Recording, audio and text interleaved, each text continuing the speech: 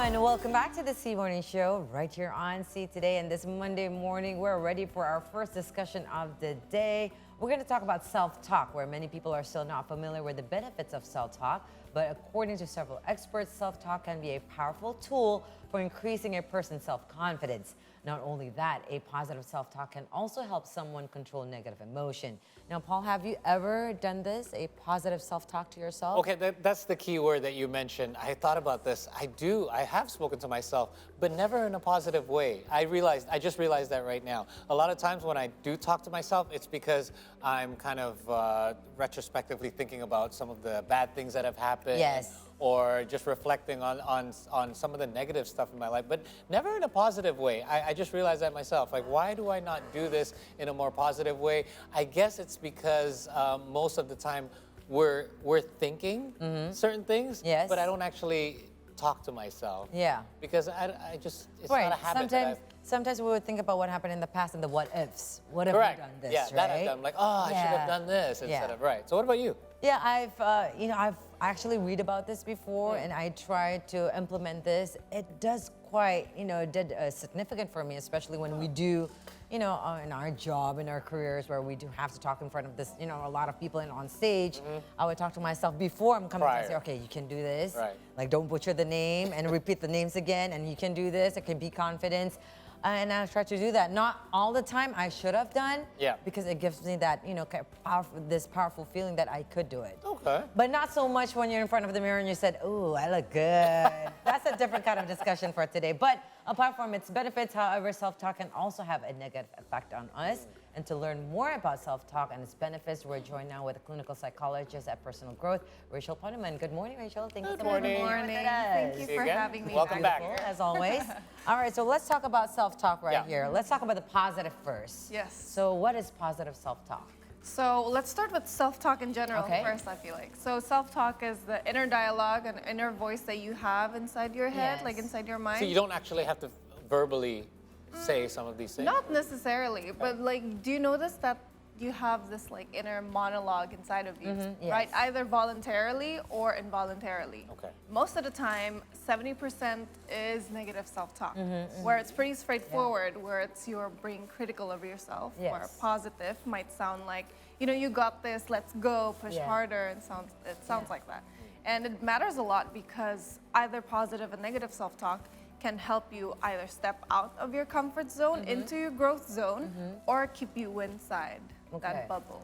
But sometimes people would think I'm crazy because I would, do the self-talk and I would mouth it. Like I would literally say it out literally loud. say it. And people are like, why are you talking to yourself? talking to? Like, I'm not who gonna is it? But it helps when you talk it out. I mean, in my case, for myself. Okay, so I want to talk a little bit about the negative side of this because I see this as like positive. Yeah. No, because sometimes I can't stop it from happening, but in a way, and this is a bit of a weird twist. Like, for example, if I want to perform well at a sports competition, I think Yeah. about some of the negative things that have happened in the past. For example, I've lost races in the past. And I think about my opponents that have defeated me. That I can say is negative because I'm thinking about the negative things that have happened. But I use that to motivate me. So it has a positive result. So I'm kind of confused. Like, where am I? Is that positive self-affirmation? Is that positive self-talk? Or is that kind of negative? Because I'm trying to use it to motivate me. Okay, so that was a lot what you said, but I think that everyone has both positive and negative because we are human. And at some point, negative self-talk, like what you said, can help us, prove the other way around, that I actually do got it. But when it's like too much, everything that is too much then becomes the problem, right? So when it's too much and you dwell in it overly, that's where I would ask you to stop and maybe reflect on yourself. But it can be that way, so there is no way of getting rid of all of your negative self-talk because Yeah. we still need it as a way Right. to survive, to, manage Balance it ourselves. out. Yeah, you gotta balance it Yeah. out. Is there, well, you were talking about the negative side that you should not have it should not be as much. Would that be also affect for the positive self-talk? If you talk to yourself like you're so good, oh you're so beautiful, oh, Yeah. you're so handsome, Can it be oh, you're too so much? powerful. Too Yeah. good is can Yeah, too yeah. good be too much? I personally think that if it's too much, then it's like, you gotta keep yourself balanced too. Okay. Because positive self-talk is not self-deception. It's more of like having that cheerleader voice inside of you, Yes. like, hey, I got this, like I can do this. Yeah.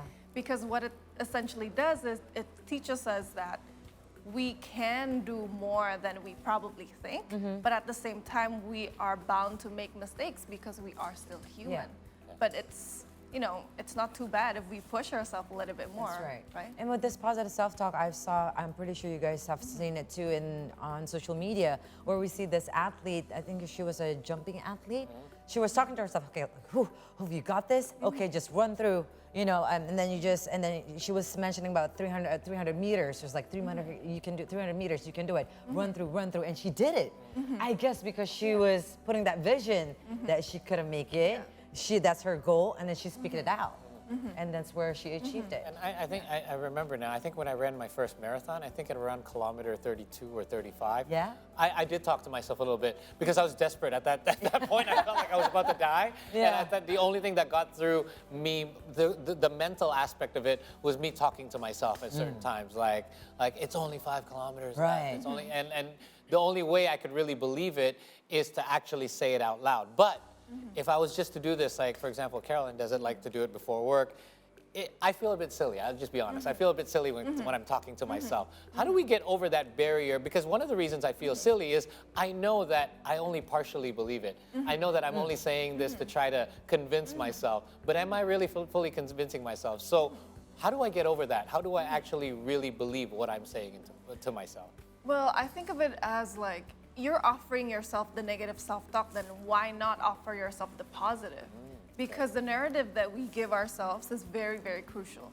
When you wake up in the morning, then you tell yourself like, I'm gonna have a really, really bad day. I'm gonna have a terrible day. Then Yeah. you probably Probably gonna have will. a terrible You're right. day. Right. But then if you wake up in the morning and say that, hey, I'm gonna be okay today. I'm gonna do great. And I bet you're probably gonna have an okay day. Yeah. Because the way that we talk to ourselves is somewhat like programming our brain. And there's some self-fulfilling biases too at play here.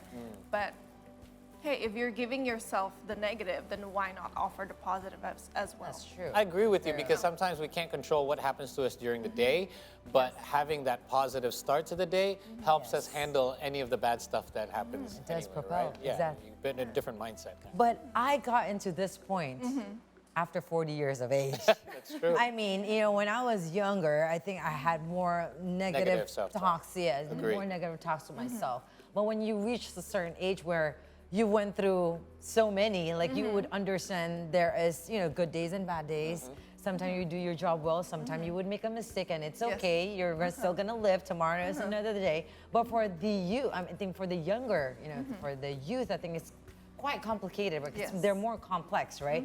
They would still think about what they did, mistake that happened yesterday, More and they would emotional. dwell on it. Yes, it's more emotional. So how can they overcome that? So with managing self-talk, and note that I said managing because there's no way for us to just get rid of 100% of them. With managing self-talk, to be honest, you can Google so many techniques online, Yeah. but what I do as a psychologist in session with my patients, there are 4 things that I teach them. The first is to accept that your thoughts are just thoughts. Okay. They're not facts. Okay. And they're mostly beyond your control. So, Yes. The second one is if you want to change it, then there needs to be a degree of mindfulness. You first have to observe and notice your self-talk in general. Like, are they positive? Are they negative? What are the statements? And the third is when you catch yourself in that negative self-talk, I like to use this one CBT technique, a cognitive behavioral therapy technique, where you put the thought on trial, kind of like in a law court-ish kind of way. You put it on trial. Let's say that it says, example. I will never be good enough. Then you find evidences that support the thought, evidences that does not support the thought. And most of the time, the final decision would be that thought was invalid. Therefore comes the fourth step, which is creating an alternative thought. because the thought I will never be good enough is invalid, then the valid statement would be, I can be good enough if I'm willing to put in the work, let's say. Okay, so you have like kind of, we call it, like you have a term and condition to it. Like you don't just give yourself an alternative thought, but what you need to do to get there, right? Oh, I really like that because you put it in a court. I love court promise. You put it in a court setting. I immediately understand what you mean. Yeah. So you deal with a lot of people who come to you for mental help or psychological help. How does self-talk, or how can self-talk be kind of part of a therapeutic method for somebody to improve their mental health? So I think self-talk is positive self-talk can be a very, very valuable tool, especially in patients with depression or anxiety, because they tend to hold a very negative view of themselves. Of course. So changing this talk is the first step into changing their belief about themselves, right? Whether they believe it or not at the first, well, let's just give it a chance, and then later on they kind of take it step by step. But I feel like that's one of the first steps that I do as a psychologist myself. Like, hey, let's fix your self-talk, and then we'll go deeper into your beliefs and in your actions and in everything else. You know, Caroline mentioned earlier about like the youth. How young can one be to start practicing self-talk? Like, I mean, can we get our kids to start doing this at a younger age as well? Yes, and it comes from modeling. Yeah. Oh, from us. Modeling your parents, yeah. So the way that you speak to yourself in front of them can be very crucial as well. Uh-oh. You know, like, for example, you did a mistake. Oh, yeah, sorry, my mommy did a mistake, but I'll fix this. I can do this. And they will copy that as they grow older, too. And you can give them the positive self-talk that they need. Red flags are going up everywhere here. I think about all the things. Because sometimes we criticize ourselves in front of our children a lot without realizing it, right? Yeah, because it's just like a couple. I think it was like a couple of months ago. I was talking to my son, and he's like, "Oh, I don't think I can do that, mommy. I don't think I'm good enough." And I'm like, "No." I mean, of course, as parents, like, no, you can do this, and you would share the facts, like you were saying, the evidence right there, the fact that you can do it. But then now I realize, practicing it yourself? Yes, maybe I'm not. Not too frontal, especially with the kids, right? Like when I do positive talk, usually when I'm outside of the household and doing it by myself, but never really when I'm talking, to my children that I would share that. If I'm emotional, I would show that I'm, being emotional. I'm in like a negative space right now, and I would show that to them. So that's why, they got that, splinter coming from mommy and daddy. Okay. Okay, good point. Noted. Better take care of yourself. Yes. Real quick about, I asked you earlier, what's the difference between self-talk and self-affirmation? You said, well, they kind of overlap. It's very similar. Yeah. But here, especially in Asian culture, we like to pray. Right? We always pray. Before yesterday's event, we pray. Before work, we pray. How does that relate to self-talk? Is it, because a lot of it is positive as well when it comes to prayer, right? And a lot of it does kind of like gives you self-affirmation that you are going to do good today. So how can they overlap, or how can you integrate it, or is it the same thing?